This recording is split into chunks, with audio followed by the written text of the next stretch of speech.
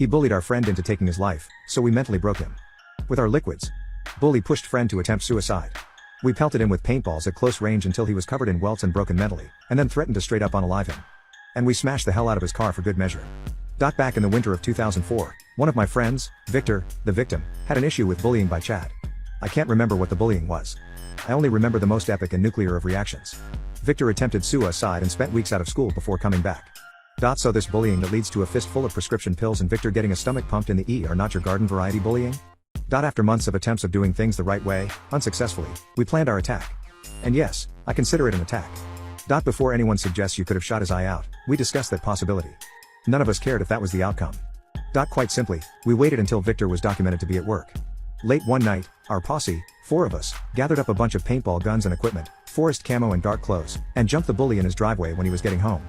We unloaded on him with paintballs, not giving 2 shits about whether or not we shot his eyes out. By the end he was rolling around covering his face while getting repeatedly shot at point blank. We left a note under his windshield wipers. Next time I will leave. Leave Victor alone or you're dead. We also took a bunch of tire irons to his car and smashed the hell out of it. Good thing we were wearing full masks because of the little bits of glass flying everywhere, CSI being a thing and all.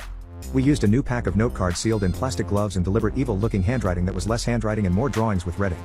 When he finally showed up at school, he looked like he'd been sent through a meat grinder.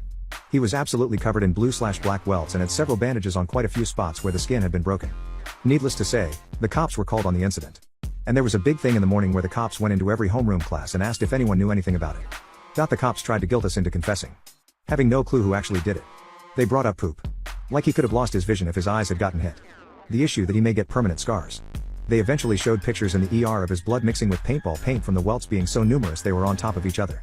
The guilt trip strategy to invoke a confession was a good one. Except none of us actually felt guilty. Being the smarties we were, we pointed the finger at Victor and one other friend who we knew had an alibi. Was jumpy and never the same. I straight up think we gave him fairly moderate PTSD from the attack. Like we seriously psychologically damaged him. After a few months, he moved and didn't tell anyone where.